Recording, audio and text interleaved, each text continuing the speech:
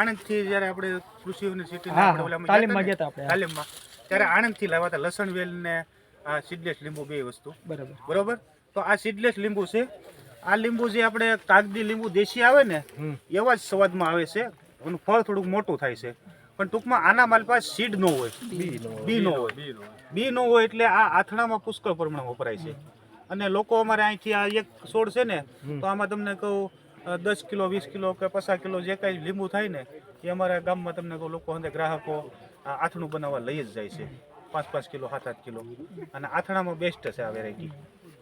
ખાવાવાળા લોકો ઓછા ઉપાડ કરે છે. આના રોપાની ડિમાન્ડ અહીંયા કોઈ ખરી? રોપાના ડિમાન્ડ આ એક બબે રોપા માંગતા હોય તો અવારનવાર અમે આપતા હોઈએ છીએ.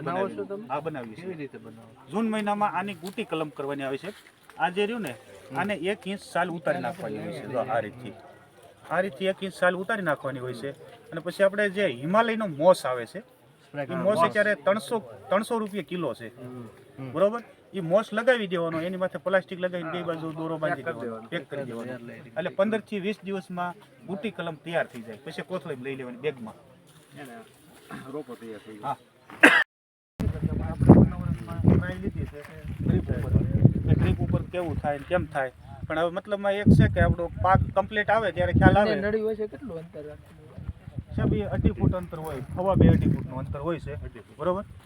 અને એક દિવસ મોટર હાલે એટલે હામો ભેજ કવર થઈ જાય છે એ રીતનું છે.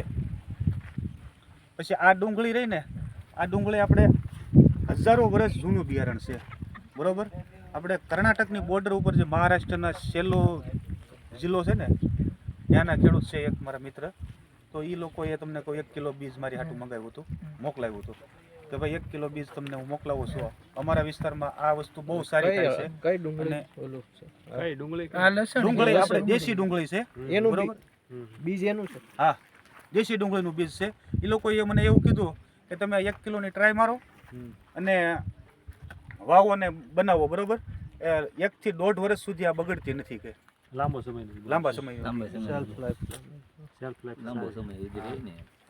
એટલે આપણે ખાલી આ શેડા ઉપર સારી બાજુ ટ્રાય લીધેલી છે. અને આપણે નીચે હજી ટૂંકમાં એમાં એવું છે બાગાયતના બધા